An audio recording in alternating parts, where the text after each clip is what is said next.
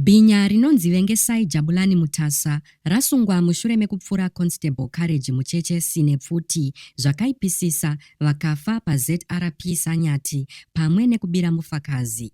Iyi nyaya iri linked mukupondwa kwamuzvinabhizimusi Joseph Mutangadura munanyamavhuvhu. Mburi yeZimbabwe ndinokuchingamidzai zvakare panonzi pano. Ndapota musakanganwawo kusubscribe, kufollowa nekulaikawo video rino zvakare nekurishare. Izvi zvinobatsira kuti risvike kure kune hama neshamwari dzenyu dzisati dzariona. ZRP yaburitsa mashoko anotyisa ichisimbisa kusungwa kwaVengesai Jabulani Mutasa uyo ane makore 41 ekuberekwa mushure mekunge aita ubhinya hwake paSanyati Police Station achipfura Constable Courage Muchechesi nehasha mangwanani ane zuro musi weSunday.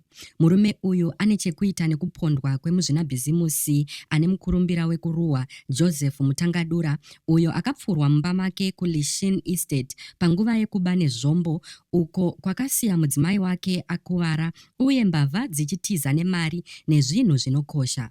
Nyonganyonga iyi isati yatanga pachiteshi, zvinonzi bhinya iri rakapfura Detective Constable Ngwenya vekuCID Homicide kumba kwaro panguva yekurwiswa nemapurisa kuti vamubate nekuda kwekuuraya vaMutangadura. Zvakadaro akabira Abraham mayavo $5 uyo aivewo pachiteshi pastation apa achiripotawo imwe nyaya.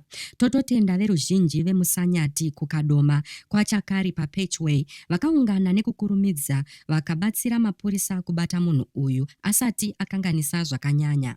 Muvhidhiyo riri kutenderera, bhinya iri rinonzwika richiti pane mapurisa akamubira $1,000 kubva kumba kwake panguva yekurwiswa paakareidwa zvichikonzera kutsiva kwake.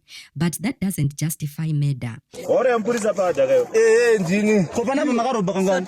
Namboroba pa. Asi makasvika pana. Danga roba dainska bugari pa. Kopa yuke na.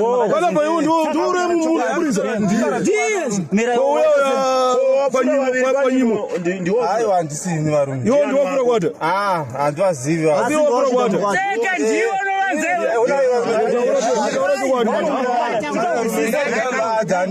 ndichigara paadzaka omusaidi ndobva yauya ndobva yandi mhanyisa manheru handi ndaitora 1000 rangu mandatsamawo inini ndatsamawo ndobva ndaenda paadza papolisi ichidawochi mari yangu sandaona asipo ndawana asipo wehomicide vaya ndobva ndaita ofisa rarai pasi ndobva varamba ndobva ndavabvura vakutisa